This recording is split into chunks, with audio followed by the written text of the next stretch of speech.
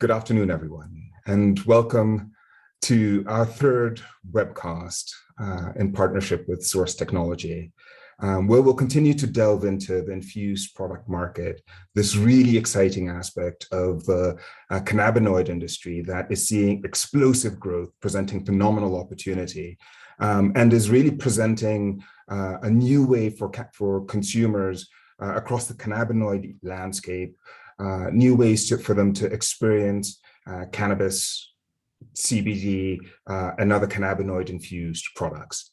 This is the third in a series that we've been collaborating with SōRSE Technology on. The first, which we talked about what an infused product is and delved really deep into how infused products are built, what are the best practices, what are some of the things you need to think about to be successful and effective as you launch a product.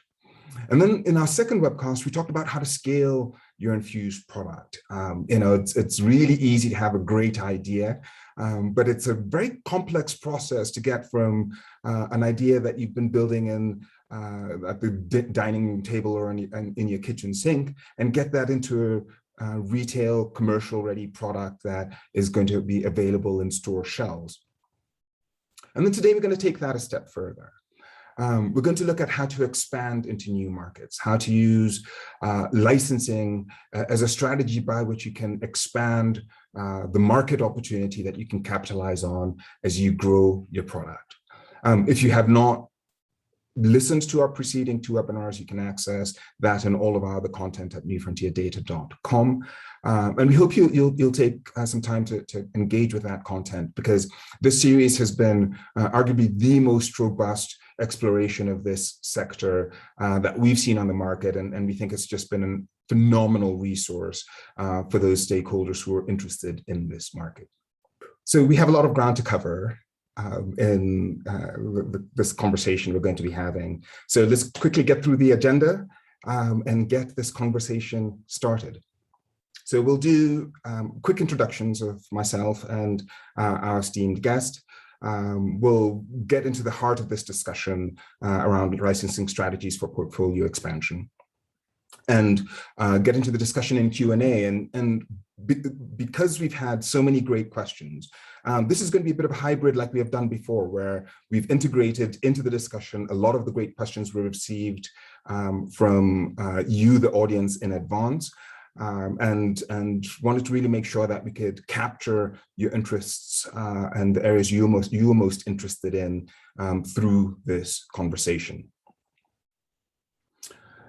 If you have not accessed the reports that we've produced in collaboration with SōRSE, please go to newfrontierdata.com. There you can find the reports that have been some of the anchoring and foundational perspectives that inform the conversations we've been having over these series. One looking at cannabis-infused products and the types of consumers that are driving the growth and demand and opportunity in this market. And then the second, providing a really kind of clear picture into some of the complexities that you need to understand as you navigate this really fast-growing, very dynamic, but very complex market.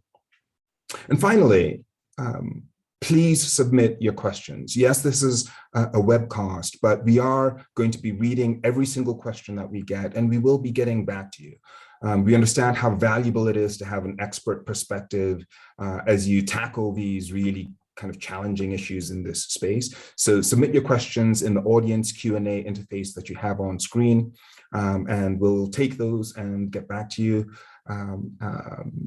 to ensure that you understand how to navigate this complex landscape. So without further ado, by way of introduction, my name is John Kagia, and I'm the Chief Knowledge Officer with New Frontier Data. And in that capacity, I had the privilege of leading the team at New Frontier Data that does all of the research analysis and gathers the intelligence that we have been presenting over the past 6.5 years. And as those of you who've attended our sessions before have heard me say, there are few sectors in the cannabis and cannabinoid economy that have me more excited than the scale of opportunity we see emerging in the infused product category. The level of convenience, discretion, dosing, efficacy, and experience that the infused products are able to offer consumers, not only present existing cannabis consumers very new and novel ways by which they can integrate cannabis into their lives and cannabis-based products into their lives, but critically, they offer a much lower barrier to entry, much lower barrier to participation for the canna-curious consumer who may not be as interested in combustion-based ingestion and may feel more comfortable with something that looks more similar to things that they consume, whether that's beverage, an edible, a topical, or some other non-combustion-based product. And so while this is a smaller proportion of the total cannabis economy, we are seeing some of the most exciting innovation, growth, and novel trends in terms of consumer adoption in this category, specifically because of all of those reasons. And so we've been very excited to be doing this work with SōRSE because I think it's a really important spotlight as stakeholders in this market try to understand not just where the cannabis industry is today, but where it's going. And my companion and guide through this discussion today is Tyler Peterson, Chief Operating Officer at SōRSE Technology. Tyler, please introduce yourself and tell our guests a little bit both about you and about the innovation that SōRSE is leading in this market. Yeah, thanks, John.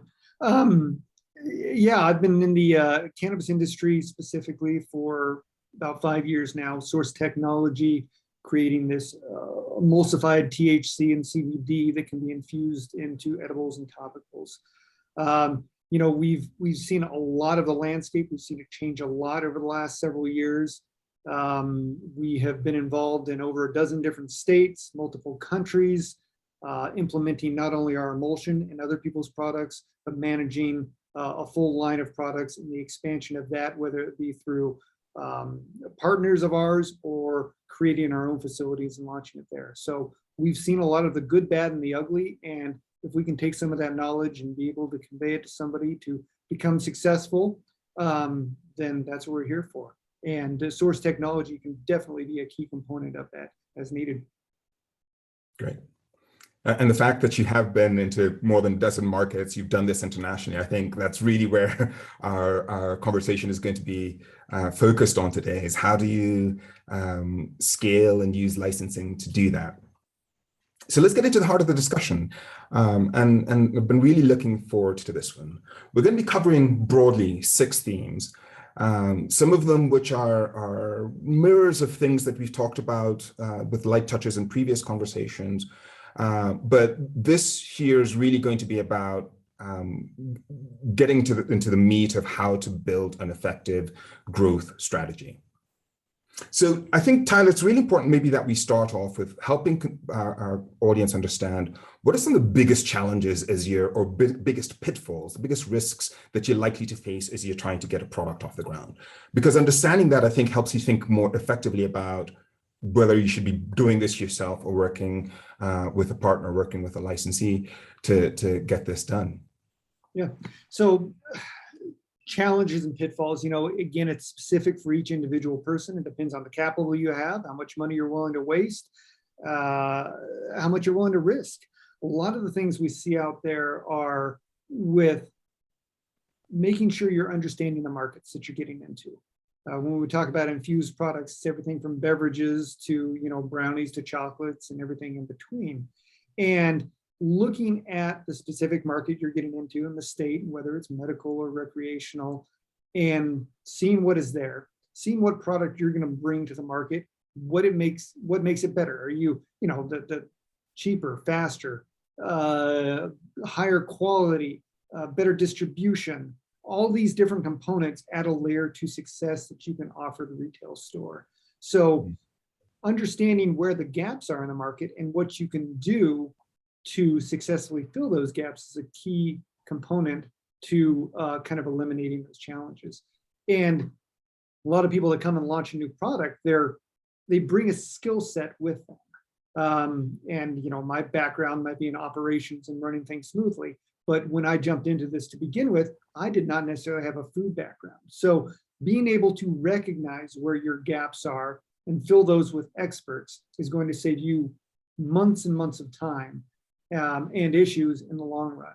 So if you're a marketing company and you've got a wonderful brand, wonderful idea, you could have something fully mocked up, and then a production person comes in and looks at it and go, that's wonderful. But by the time we walk out of there of production with a co-man and everything else and the fancy label you want and that unique bottle, you're looking at COGS of, $4 to $5, $6 a bottle, and you're hoping to sell it for $3.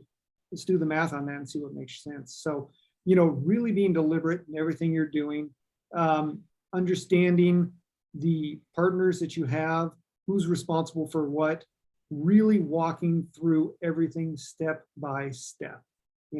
Great, we're going to make products at your facility, you're co-manning them. When do you need the ingredients there? Do you charge for storage? If there's leftover material, does it need to be shipped back? Once the product's finished, is there proper QA testing on it? Once it's finished, does it go to a different person for distribution, or does it stay here? Are all the labels and tracking systems on there? It's these small details that can add weeks and months to delays and cost a lot of money too. So there's not one straight answer, but it's really looking at your process as a whole. And the biggest problem is not knowing what you don't know. So bring in those people that do know. So you've talked about this idea of the unknown, the known unknowns, and the known knowns, and the unknown unknowns. One of the things that you talked about in a conversation that we'd had was this idea of knowing what type of company you are. So the distinction between you being an edibles company that's coming to cannabis versus being a cannabis company that's going to edibles or infused products. Could you talk about kind of that contrast and where the pitfalls lie for those two types of entities?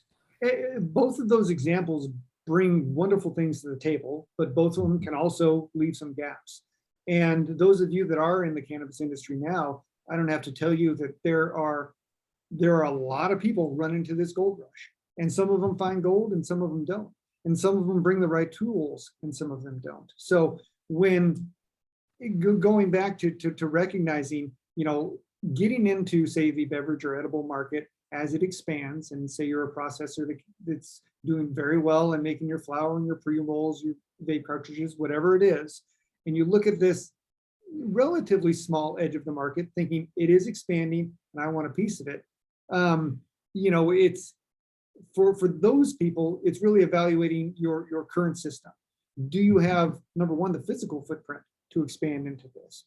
Because beverages, a lot of times edibles, you're governed by a different body, whether it be some type of Department of Agriculture within the state that you haven't had to deal with before. So that takes it to a whole nother level. And then, of course, it's just the actual process of doing it and the build out for it. Are you building a kitchen that's specifically designed for this? Do you have an existing building where there's something built out like a brewery or some other type of commercial kitchen that you're working to make it work? And what compromises do you have in getting your foothold in there? So from a cannabis company expanding to that, you're locked in. You typically have a good resource for distillate and active material. You typically have a good understanding of the market out there. You typically have good relationships already with supply chains for various products, as well as your wholesale and your retail stores you're selling to. On the flip side, if you're, say, a beverage or a food producer and you want to get in the cannabis market, you have a lot to learn. There are a lot of people that are starting a business for the first time or the first time in the cannabis business. And everybody you talk to say there are, like I said, a lot of unique people in this business. It goes back to choosing the right partners, who to trust, who to keep close to your vest, and who to really leverage their experience to your advantage. Plan on it taking 3 times longer than you expect, like anything else. That being said, those people that come in from outside the cannabis industry that have that beverage experience, that is gold.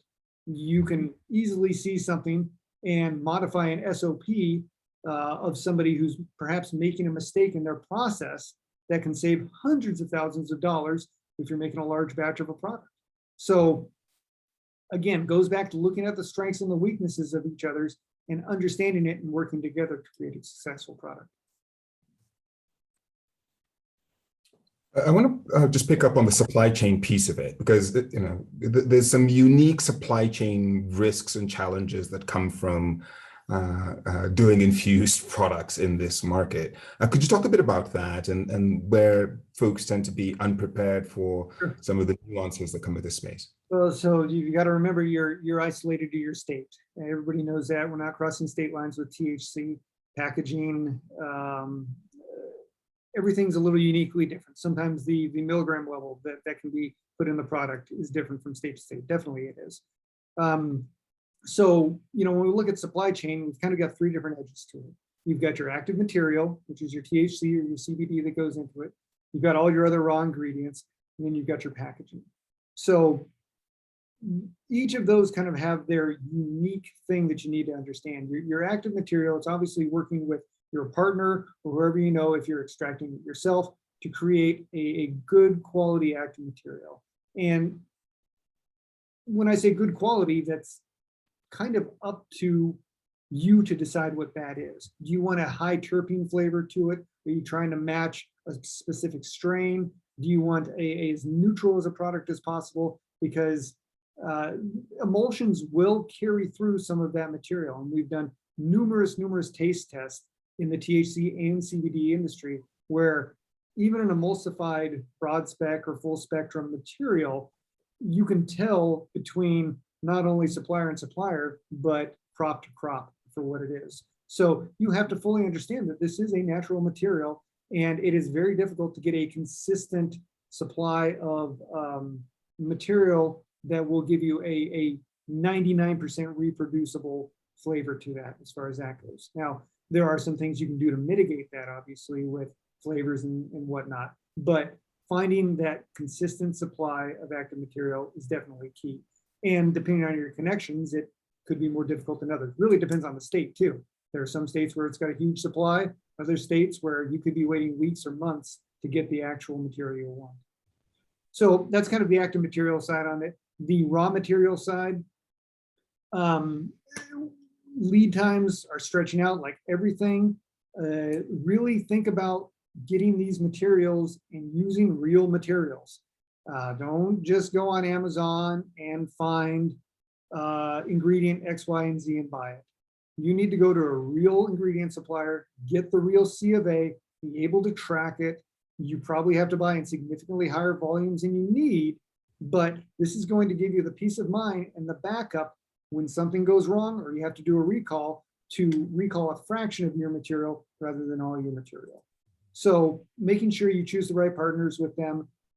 There are some issues with ingredient suppliers not necessarily being cannabis friendly. So you definitely want to be aware of that. I know I've heard of companies that have done some workarounds, building other companies, ordering through them, and having to be creative with it. That is gradually changing, and it will continue to change, but it's definitely something to be aware of. And by cannabis friendly, you mean they're not willing to or interested in working with cannabis companies. They don't want their products used. Absolutely, yeah. Hey, your rep may be an incredibly friendly person, but and sometimes it's something written into their insurance. Sometimes it's a company policy they have, whatever it is.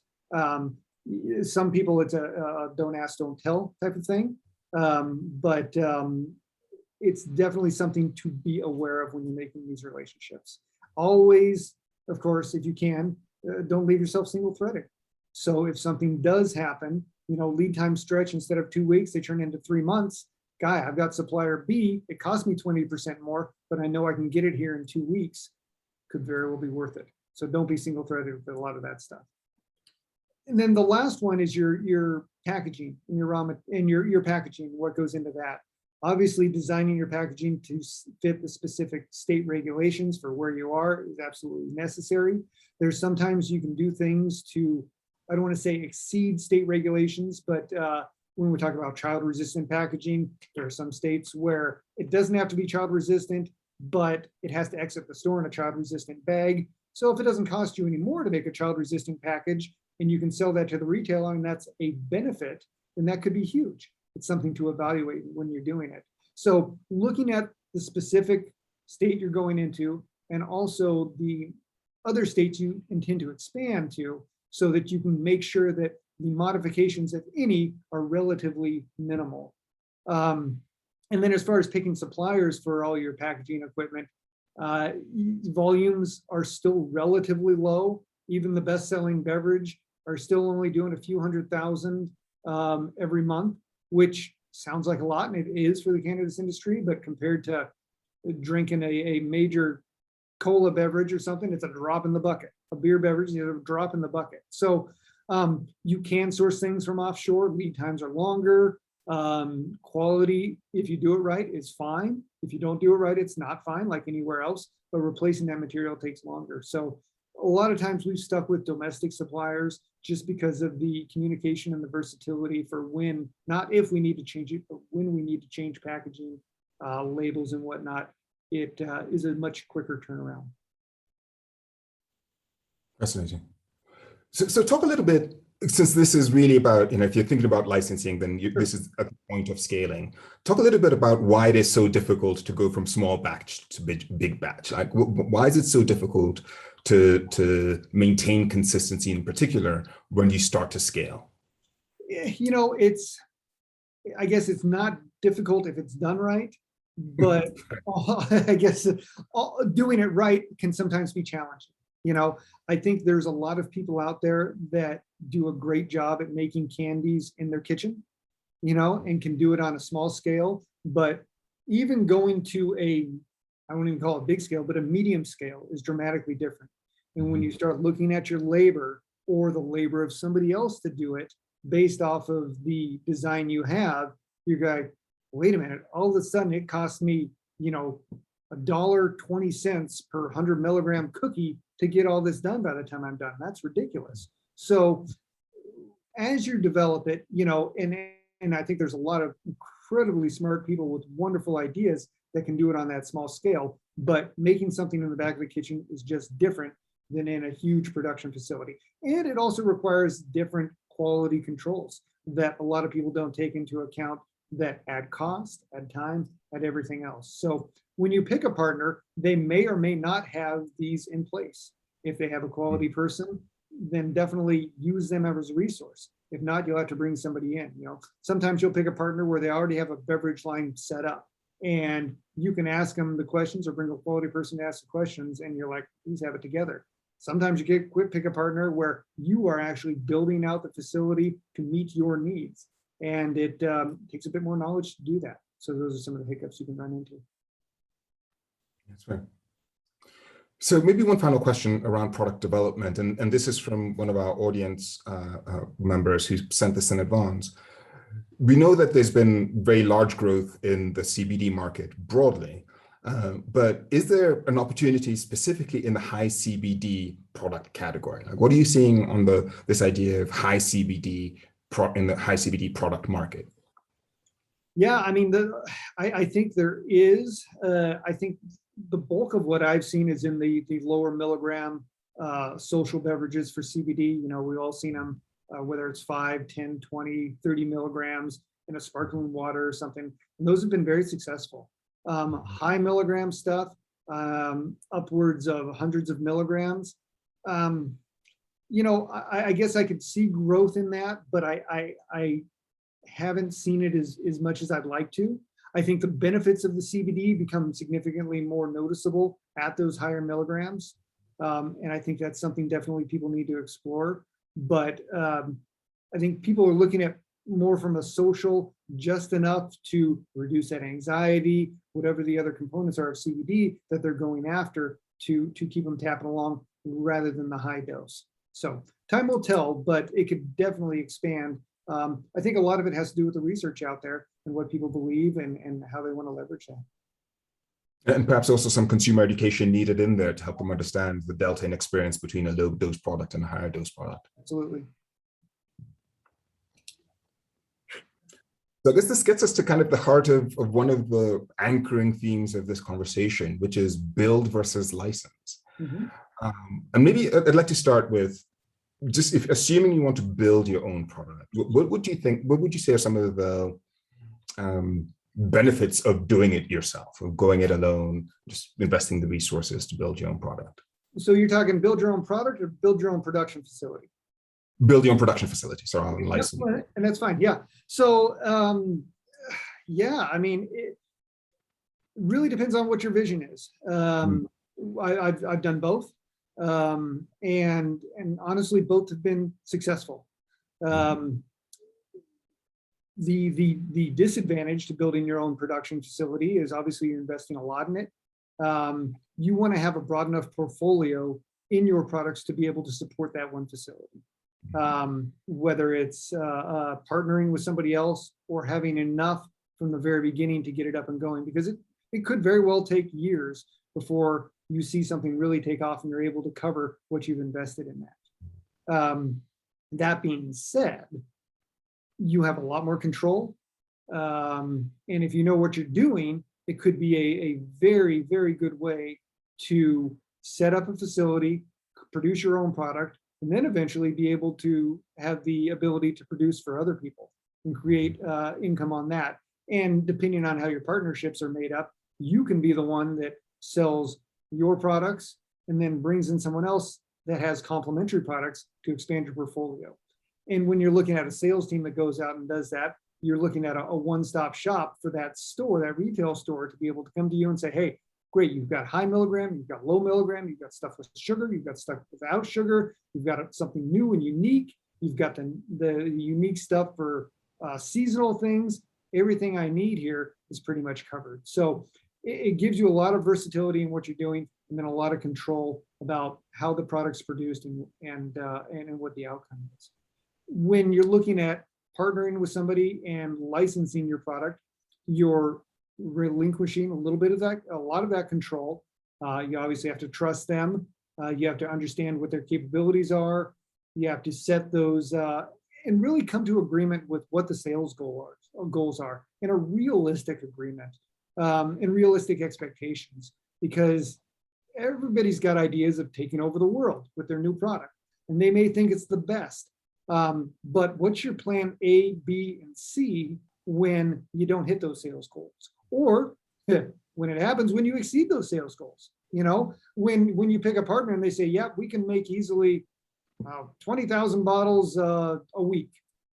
And then all of a sudden you're selling 200,000 bottles a month. And do these people have the ability to keep up with you? Do you have someone else that you can go to support it? So, there's not a wrong move there. The licensing to somebody else and picking a partner takes significantly less capital.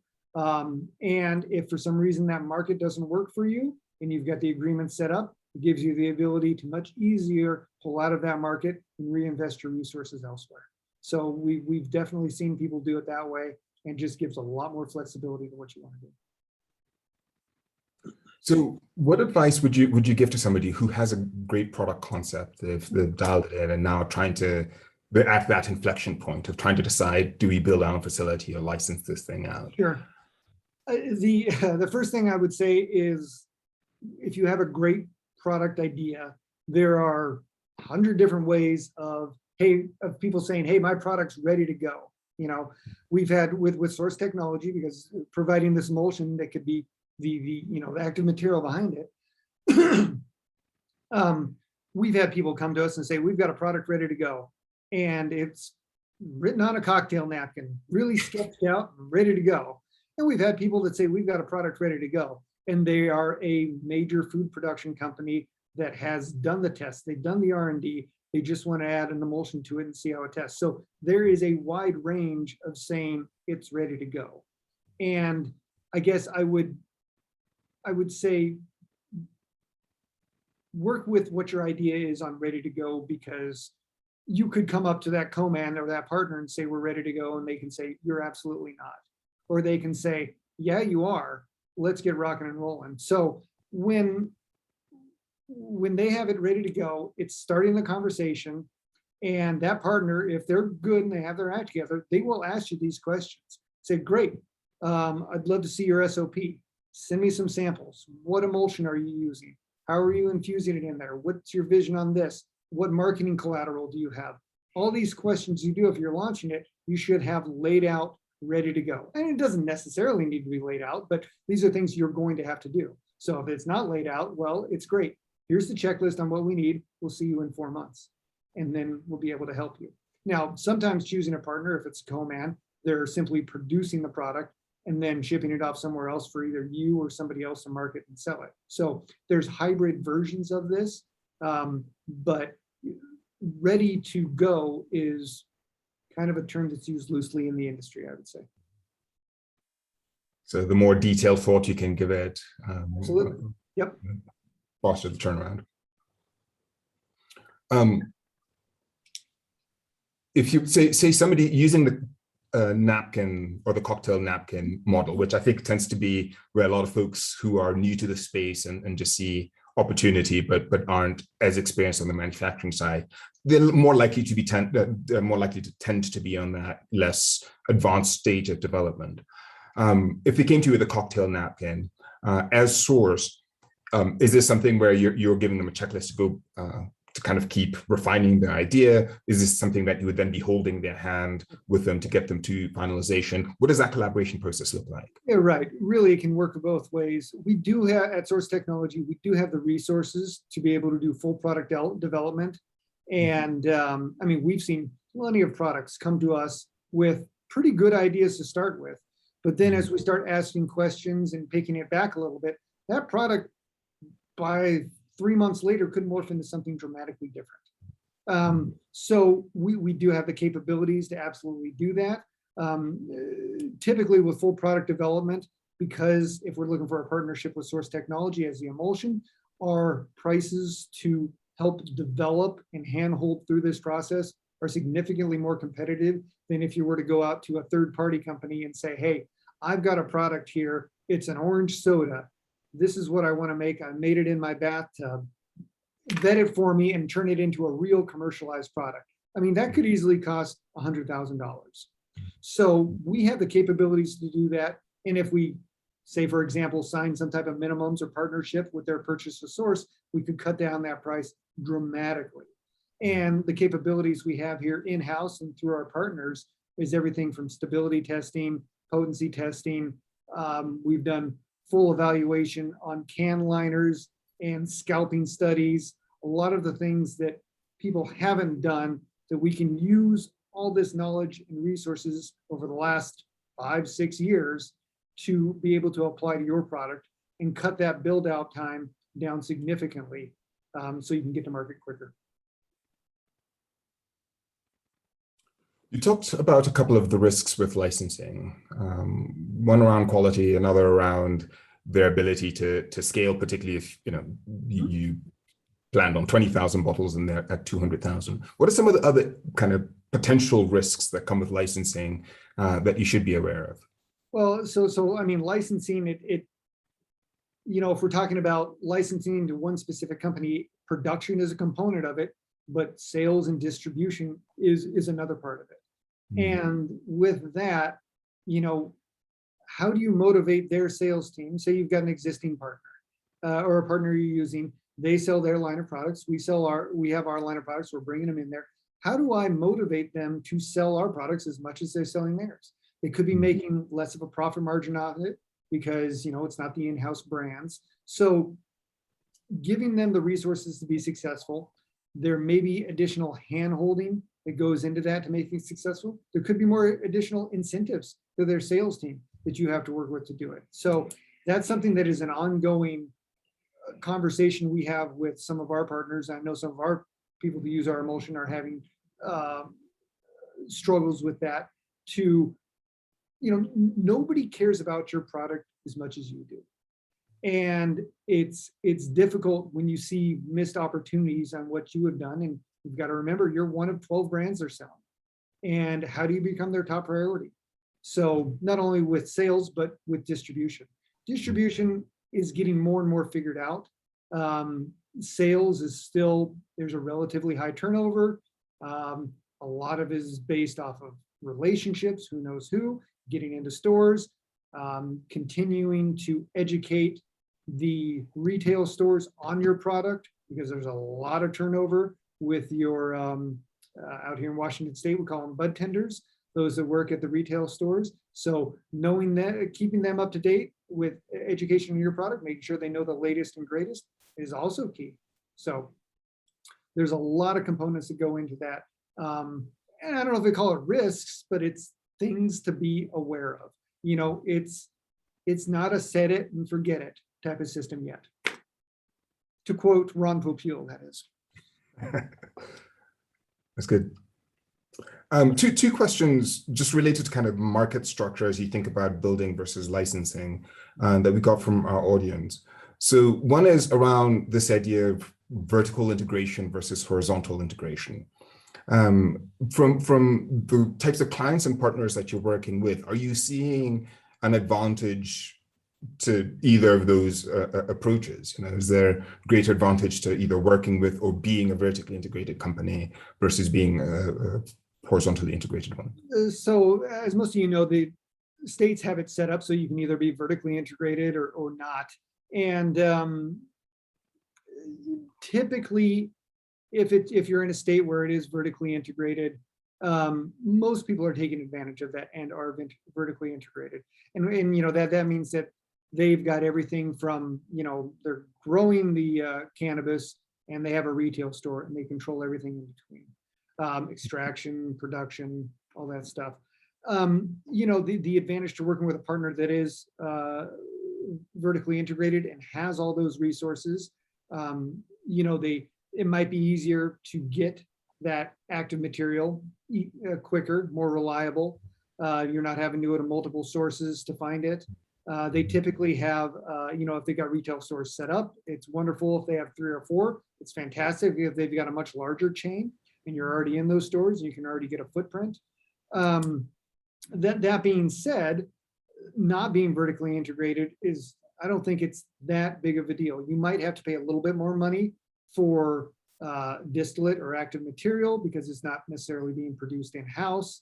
But depending on your milligram level and what you're putting in your product, maybe you're paying a couple thousand, $1,000-$2,000 more per kilo, maybe 3. And depending on the state you're in, whatnot, if you're paying $20,000 per kilo or 5, that may or may not make a difference.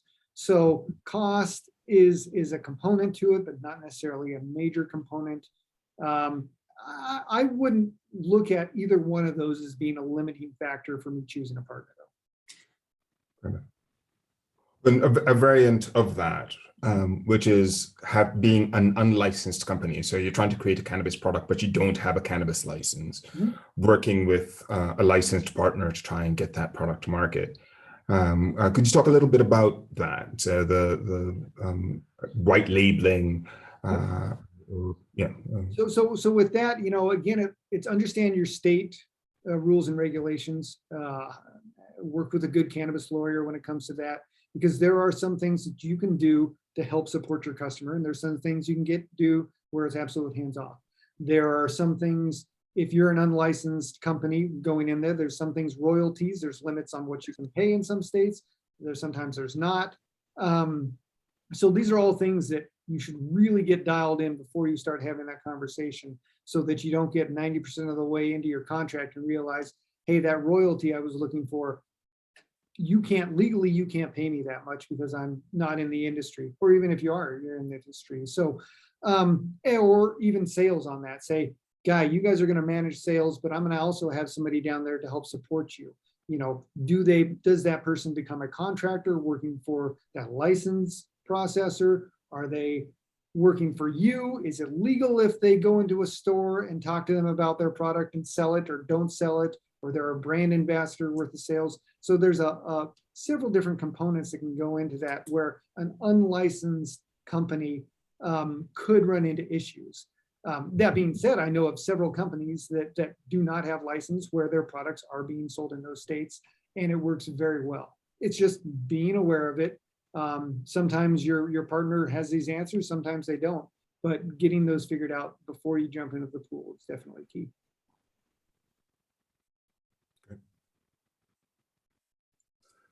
So let's talk about defining your target markets and some of the considerations you should be thinking about as you're both trying to expand domestically and internationally. And maybe the first elemental question is, when should you start thinking about expansion? Right. Yesterday. And I say that kind of joking, but The worst thing you want to do is develop that perfect product in Michigan and then realize that, oh, God, the bottle we put it in isn't going to work in any other state or something like that. And whether it's a transparency thing or something, and it could be something as simple as that. And say, God, we were looking at another bottle. If we just would have chosen that one, we would have been fine. So it's not, you're never going to find, creating the packaging that works for all states is impossible. And you would, your cogs would be through the roof because it would be this ridiculous package. So it's finding kind of the lowest common denominator, seeing what works. And if you need to have a different cap in a different state, well, maybe that's a decent compromise you make. So I guess understanding that and how your product works is, as far as looking at expansion, is key to it as far as packaging. Now, with regards to the actual product itself and expansion into other markets, honestly, the industry is so young that what is hot this year may not be hot in a year and a half or something.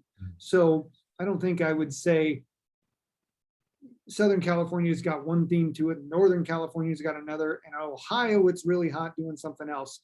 It will gradually work itself out and find where that sweet spot is. But there are right now definitely things where I see low milligram taking off a lot better than high milligram, things like that. And, is it a beverage and is it a beer replacement? Is it a beverage? Is it a hard alcohol replacement? Where is it going to land? I mean, if I knew all those answers, well, I'd like to think I know some of them,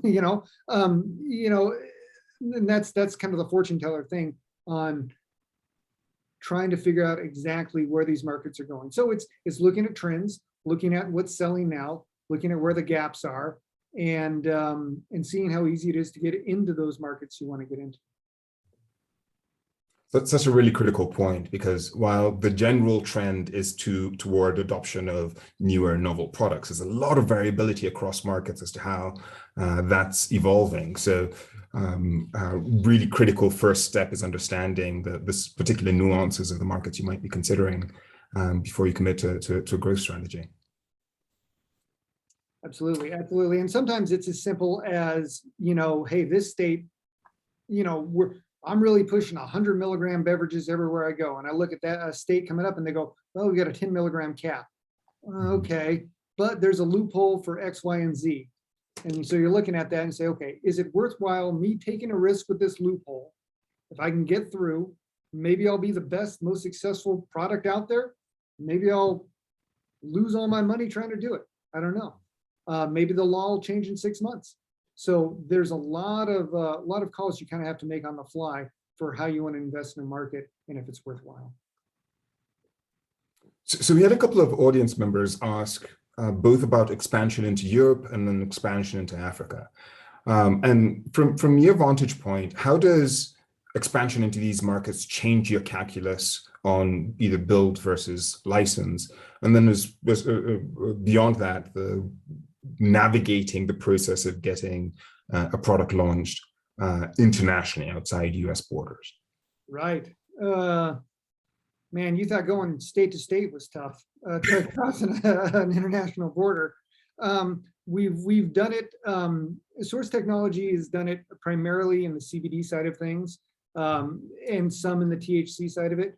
And it is challenging. For those of you that have worked even transporting equipment internationally, when you think, God, it should take 4 weeks to get down there, it could take 4 months. By the time you're trying to explain what you're doing, going through various inspections and customs and whatnot. So it is a painfully slow process. I guess the biggest advice I can get is find someone with boots on the ground on where you're going that you trust, that understands or has the resources to understand all the logistics to get this done. There, I think, are a lot of people that are very excited about the cannabis industry and willing to hype it up, saying, yeah, we can do that. That's not a problem. It should be fine. And then when you get there and you're actually doing it, well, it's kind of a problem. It's not really as fine as it could be. And that, like I said, that's everything from the logistics of getting material or equipment across the borders. Obviously, no active THC, but there are some states, some countries where you can transport CBD across. But even that, the carriers may not be on board with it. So there's, I mean, build versus licensing in there, it really depends on your resources and the connections you have in that country and what they think they can do. And I think it parallels a lot of what I talk state to state, build versus license, but on a much grander scale, with much higher risk and much longer delays. Particularly given how immature so many of these international markets are, the level of kind of learned expertise that you're likely to encounter there is not going to be anything close to what you would find in the North American markets. And honestly, if it was easy, everybody would do it. And at SōRSE Technology, we've probably done it as much more than anybody else out there. And if you are looking to get into those markets, we can definitely let you know what we've learned so that you don't make the same mistakes we do, and you can piggyback on that knowledge. So we've talked at the abstract, Tyler, about the broad strokes around build versus license. So assuming you are going to now license, I'd like to dig in a little more deeply into this idea of how to choose your partner, particularly around how to align the partner selection with the intention of your growth strategy. So first, and this is actually a question that we got quite a bit from the audience in the pre-questions, is how does one go about doing your due diligence around which potential partners you might want to work with? Sure. So sometimes sometimes you have a limited choice on who your partners are. A lot of people that are getting up and going in the cannabis industry, they pretty much have all they can handle on their plate. And we've run into that several occasions where they look like they'd be wonderful partners. They're great people. They have the finances in place, and they've come back to us and said, hey, we would love to move forward for you. And we kind of appreciate this at times, but they say the reality of it is we do not have the resources here to be able to focus on our goals as well as launch yours and your goals. So hopefully you can find somebody that's honest enough to say that before you get too far down the road and they're in too far over their head and sales aren't doing what they're doing, not because they don't want them to, but because they simply don't have the resources. So researching your partner and having honest, straightforward questions that you can say, this is what our goals are. Are you going to be able to meet them? And if not, that's okay. Nobody wins if they think you can just grab the brand and we'll figure it out later. As far as researching them, there's some information available with regards to finances and existing sales for what they've done that you can come up to. There's multiple online resources that you can tap into on that. I also research the key stakeholders in partners companies to see how they work. Are there any lawsuits pending up against them? If they've worked with other people before, did it work? Did it not work?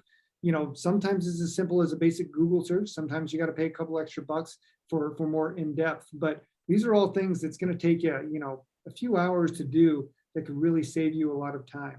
And especially if you have a larger company with shareholders and you're publicly visible, you don't want to partner up with somebody that ends up having a bad history that you didn't know about. And when it comes out that company X, Y, and Z is partnered with company ABC, and company ABC has got a shady past, you don't want that bad image to fall onto your company as well. So really it's asking the right questions when you go there, understanding them in a company, what their goals are, and then looking at their footprint. Everybody's growing, or most people are, and is their expansion in line with your expansion? When you come in and you have an edible or something like that, if you have the knowledge for QA, asking them the questions of what's your QA process, what's your recall process, and if they don't have a decent answer for what their recall process is, well, doesn't mean they're not going to be a good partner. It just means they have more work to get to where they should be to be able to support you appropriately. So, in any contract, in any partnership, and this isn't just cannabis, it's walking through those details. Some of them do shake themselves out as you get it figured out, but some of them is like, okay, how am I going to be compensated when things get sold? Am I compensated for a royalty for every bottle that gets sold or produced? Those are two different things, especially if they're handing out samples quite a bit. So just being in line, picking that right partner, looking at what their history is, and then also looking at them to see, is this a partner who's in one state? Is it a multi-state operator? Do they have plans to expand? What else do they bring to the table besides what you're looking at in the next 6 to 12 months?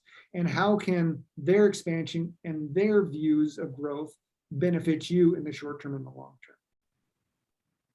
I'm so glad you mentioned the multi-state operators, because I think that's one of the really notable developments in this market, the rise of the MSO.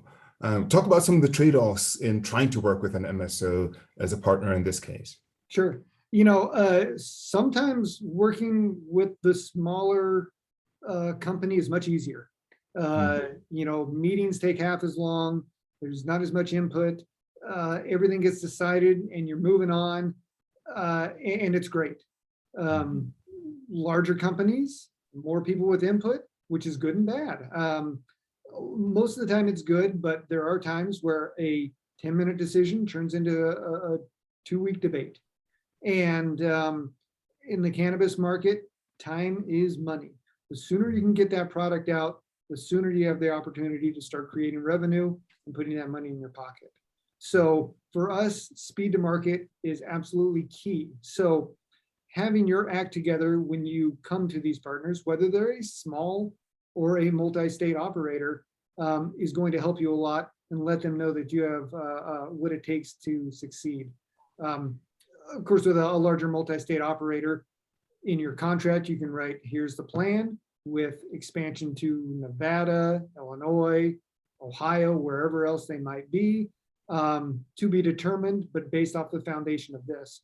And that goes not only for contract writing, but for implementation of equipment, build out of a bottling system, whatever it needs to do to get up and going in those states. So, if you are really planning on taking over the country, I think working with a multi-state operator definitely has its benefits.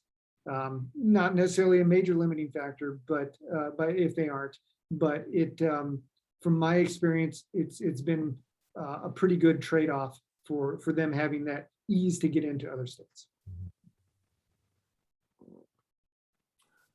Interesting question here from one of our audience participants, which is around this trade-off or the importance of having a personal rapport. So they've checked all of the boxes on the technical side. The partner can do everything you need them to do. But how important is it to actually have a good personal rapport with them? Or does this end up being much more of a transactional sort of relationship? The cannabis industry is so new, and there's enough screwballs out there that having that personal relationship, I think, goes a very long way.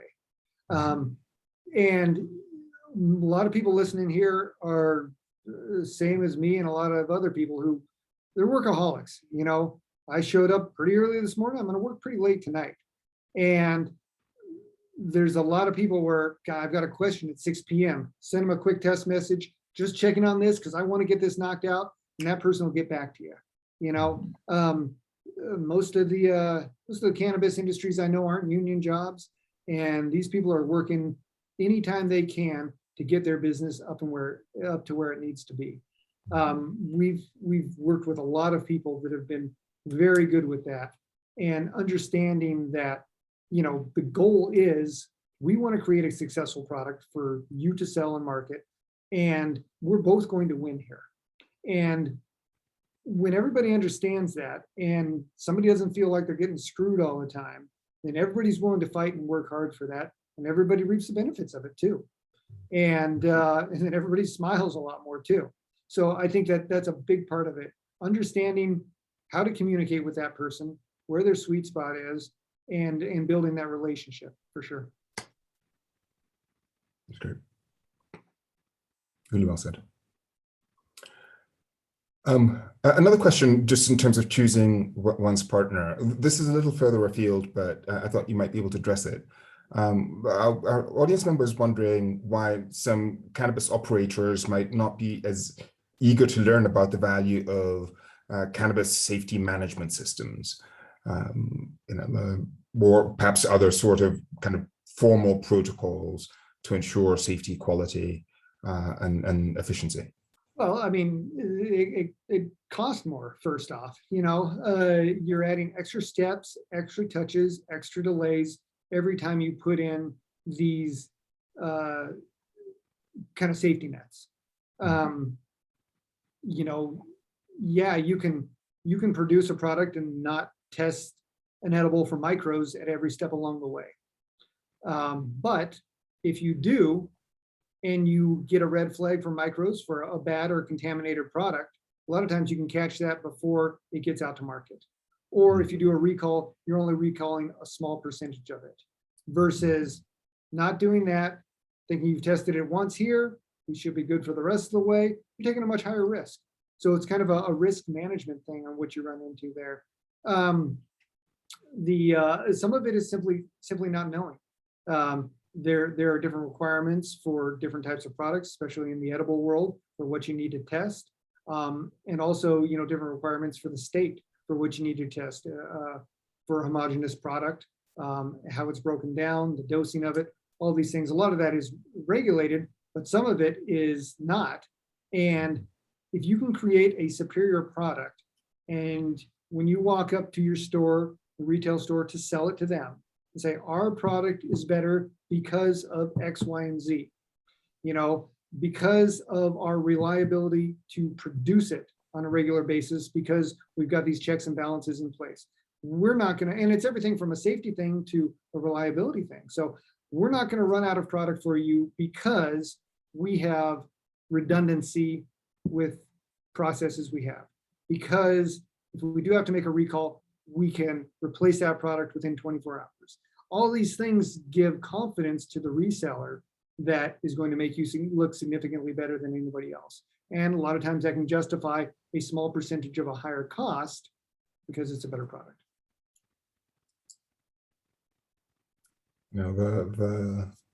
Sometimes there's that trade-off between short-term savings versus that devastating long-term and cost. It's a risk. And honestly, we've done both. And sometimes we've gotten lucky and sometimes we haven't. But like I say, it's better to learn from others' mistakes than it is to learn from your own. And people have been doing this for a long time, and use them as a resource. Yeah, a lot of horror stories out there to stay you straight. So let's talk about licensing deal structures, and how to build an effective partnership, build an agreement that secures an effective partnership. And there's a number of different points I'd like to just kind of touch on here, because I think they're really important considering how to do this right. First is this idea of exclusivity. How do you tend to think about exclusivity when it comes to a licensing agreement for an infused product expansion strategy? Sure. Kind of depends on really the state you're in and what you're trying to do. If I was going into another state, I mean, it can go both ways. The processor you're working with can say, hey, I want to be the only one that makes your product. Or you can go to them and say, hey, I want you to be the only one that makes a 20 milligram THC beverage for me. So you can kind of come to some agreement on that, or you can have some hybrid version of it where say, hey, I'm going to be the only 20 milligram beverage being produced out of here for the next 12 months. Give me a lead on everybody else. And then after that, you can let it run. So, there are some times where an existing processor may have a full line of products and you're coming up with something, say, I want to make mine, and it conflicts with what they have there. So there could be a major conflict of interest.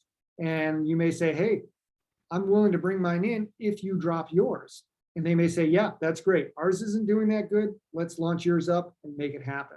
Or they may say, hey, it's not worth it for us. Let's continue to do that. As far as exclusivity from, if I had a product and I was bringing it to another state and I wanted to say in Michigan, I've got something in Kalamazoo and I've got something in Detroit, to work with two separate processors to produce my product in parallel, kind of split the state in half and run it that way. Right now, I would say the majority of the time that doesn't make sense. The only state where it might be large enough to pull that off would be California. But the reality of it is the resources having to duplicate that, having to work out twice as many contracts, twice as many production, twice as many sales teams, twice as many marketing support, all that stuff just does not make sense for where the market is now. The volumes simply aren't there.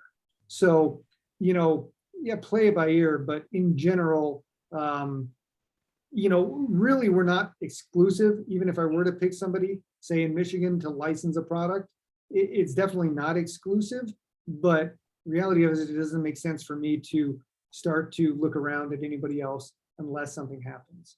Now, that being said, if I had a full portfolio of products, 12 different beverages or edibles or something, and one company was only looking at beverages and the other company was looking at my chocolate line, I might consider splitting something up with that, but it does add to the workload for sure, only if that was my only option to get on.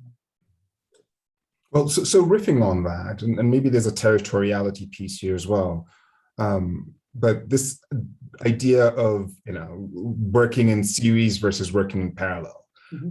Say you've got a manufacturer in Michigan really excited about expanding into 4 or 5 other states. Sure.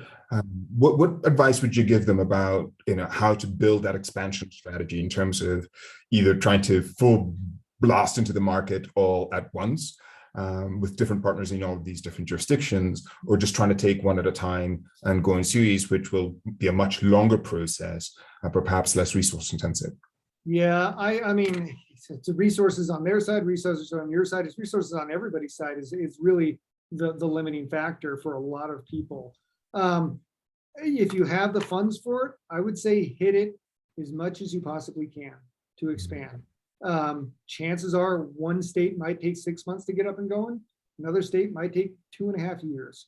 So like running a marathon, there's going to be fast people and slow people. And within the first 6 months, it's all going to spread itself out. And you're going to see where you can really apply your resources to the low-hanging fruit and take advantage of those markets. So start exploring, start moving forward. And I think your choice is going to be start to come out pretty clear on where you really want to focus your efforts on. Yeah, that's right. So then talk a little bit about then the investment side of this, the capital transfer. There's obviously a number of ways you can structure these types of deals, whether it's upfront investment, whether it's a royalties model. Which types of arrangements do you tend to see most often, and what are some of the considerations you should have as you're thinking about the different alternative funding models for these agreements? Yeah, there's, again, a bunch of different ways you can do it. Sometimes it's a straight up royalty. Sometimes, a company may provide raw ingredients and materials that are being sold to the processor by the company who's developed the product, kind of in pre-made kits. So they can add value to what they're doing with that. And then also have some type of royalty come their way. It could be totally separate where these partners are given the exact list of where to buy every single ingredient, every single packaging, everything. And that the company that's developed the product may either get a percentage or simply a flat rate per edible or per bottle that is sold or made. A lot of times, you can do it. So one might benefit lower sales or higher sales. We've done partnerships where the royalty isn't paid until you hit a certain amount. So that partner who's producing and selling and trying to get in the market isn't burdened with extra dollars. And it gives the person who developed the product more motivation to support them in the short term to get them up and going to hit these milestones. Once they hit those, they see success, more people buy more, and everybody's happy. So I think having, and again, it depends on the resources of the partner you're with. If they've got deeper pockets and can fund things a little better, it changes the conversation versus somebody's really scrappy, just getting started, has a fantastic heart, great work ethic, but they're missing those dollars. And what can you do to support them in the short term? So you might make more money when you're selling 100,000 bottles a month versus 5,000 bottles a month. Do you tend to find that once an arrangement is struck that one or both partners might want to change the dynamics of particularly the funding part of this agreement into the contract? And if so, how does that tend to go? Yeah, we haven't dealt with any major changes. The things you might run into is, in a contract you might have, hey, we're looking to sell an edible or topical or something at $5 a bottle wholesale, something like that.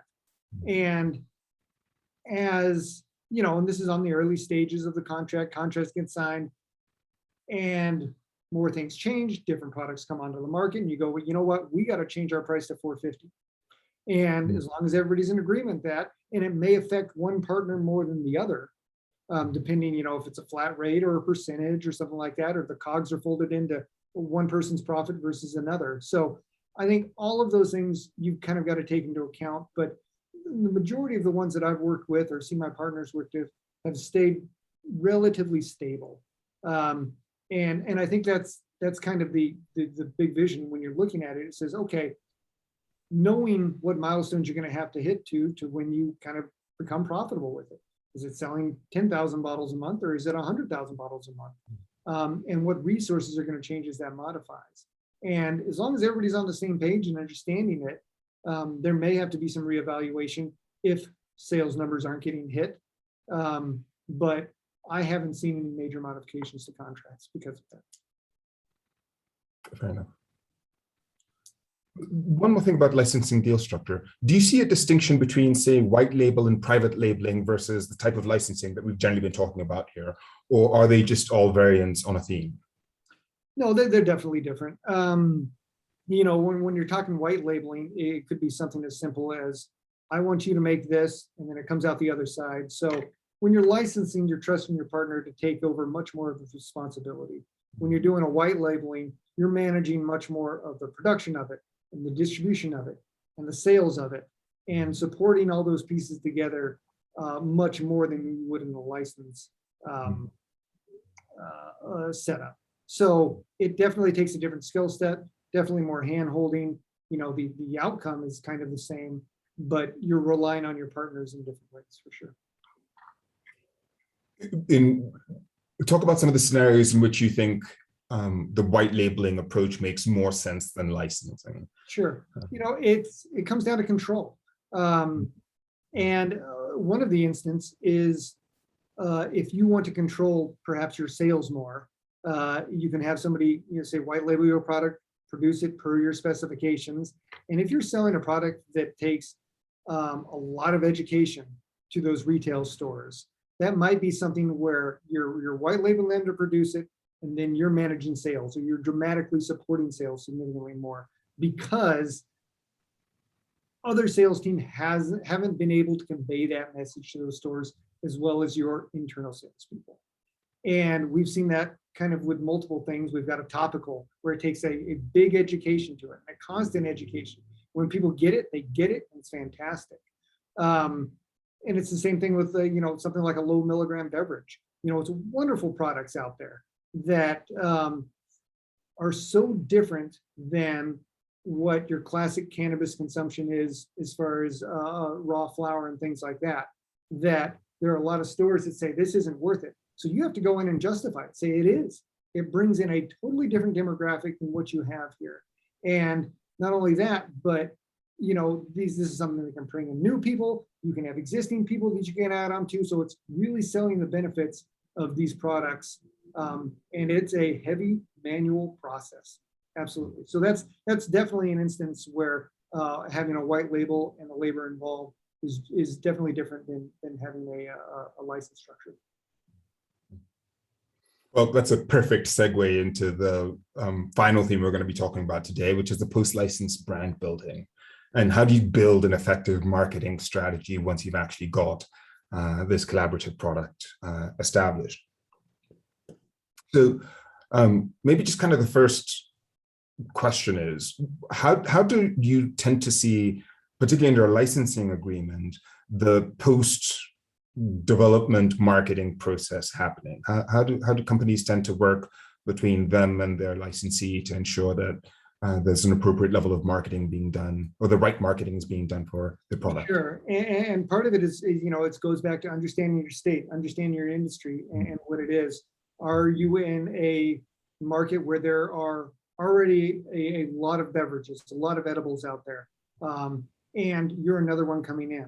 So if you've got a market where they're already selling, $1 million worth of beverages a year, and you're bringing in another beverage, well, these stores, they know what a beverage is. You're not educating them on what the beverage is, you're educating them on why yours is better. Conversely, you can go into a market where beverages are extremely low. So you're kind of just promoting beverages or edibles or whatever it is for everybody and saying this really is an effective way to consume. And not necessarily you are talking about your specific product, but you're also helping everybody to increase the entire percentage of edibles and topicals and whatever it is in the market. So working with your partner to understand that, honestly, you're working on promoting your product even before it's launched. And as we all know, launch dates can go from February 1st to April 18th pretty easily, just because of delays. So when you're promoting those products, making sure that you've got a pretty firm launch date involved, and this is where I think there's a lot of hand-holding that goes in. We've got some products that we work with where we'll send a team out, or they'll send a team out, and it could be 2 weeks in a particular market where experienced people in selling that product are going to go store to store with those salespeople, walk through every nut and bolt and reason for it. And when they hold up a product, they can say exactly why it looks the way it looks, it's designed the way it looks, it tastes the way it looks, the pricing is the way it looks, and the whole backstory on how it got there. So that's the type of education that a company should be able to provide to all these stores, not just in education, but in collateral resources, branding, marketing, anything they need to be successful. A lot of stores have digital signage systems on there now. It's real easy for us to put together a thumb drive or a Dropbox or anything with all the collateral they need to be able to promote our product as easy as possible. So working with the partner to give them the tools they need to succeed, and then give the tools to the retail stores so it's as easy as possible for them to promote your product as well. So on that, and I love the fact that you use digital signage, because I think that's an interesting example of where you need good creative to be developed to promote the product. Is that something that the licensee would be responsible for developing, or is this an example where you're giving them the assets or working with them more collaboratively to come up with that content? Typically, it would be something where we would the owner of the brand would give them the assets for it. There may be some leeway with modifying a little bit, but in keeping brands regular from state to state, from retail store to retail store, whatever it is, I think it's best that it's controlled by the owner of the brand, in that company. So, and if you've got a decent marketing company, there should be a pretty good portfolio of things to choose from on that. So there's always the concern amongst brand builders on protecting your brand. Sure. What are some of the things you can do to make sure that your partner is not deviating from your brand standards and is not doing anything that could potentially run counter to the brand ethos that you're trying to put out? Absolutely. That's where it comes into having that good partnership and that good communication. If you have a brand and you've got a quality person in your company, maybe they stop by there every other month and do a quality check. And is the product being filled too high? Did they change their active material and it's got a different taste profile?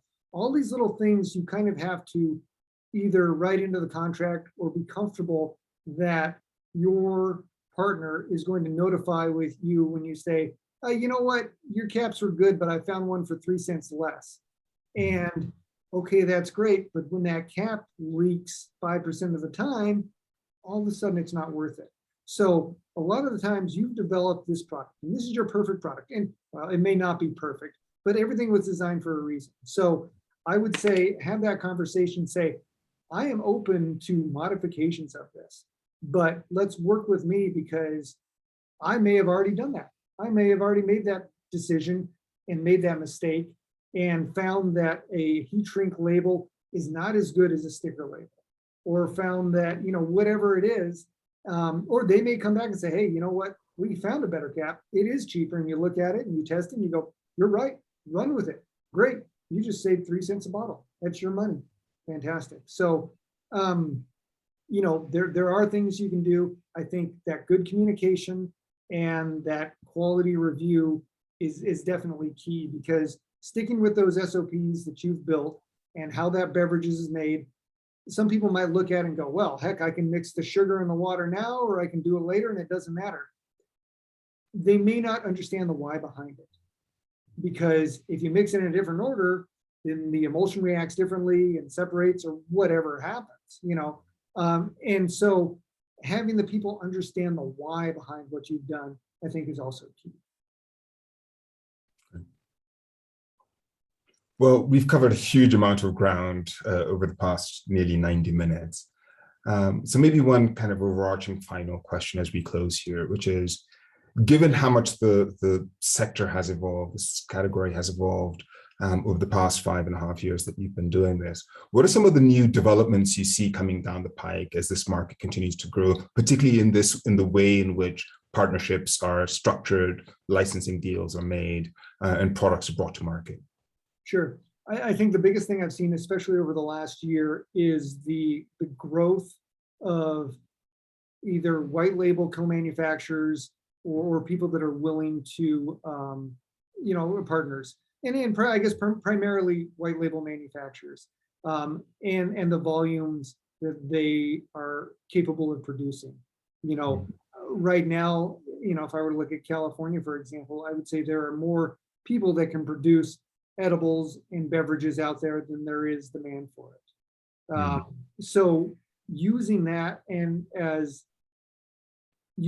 say, hey, there's a lot of people, and a lot of other people are getting into it with major beverage experience. This isn't just a cannabis company that has decided to make beverages. These are major marquee beverage companies that have the experience, that have the resources, that have the volumes, that are starting to really expand. So I would say, look at those companies, leverage the volume that everybody is asking. Prices are getting more competitive. And that, I think, helps everything all the way around. If our co-man prices to fill a bottle of something up drop from $1.20 to 72 cents, I mean, that's huge. And that's something that's really happened over the last couple of years. So it gives you the ability to make more money. It gives you the ability to offer a more economical product and add to your growth. So for me, I think that is the biggest thing. People are getting more and more excited about it, and we're seeing that in the foundation of those co-mans. Great.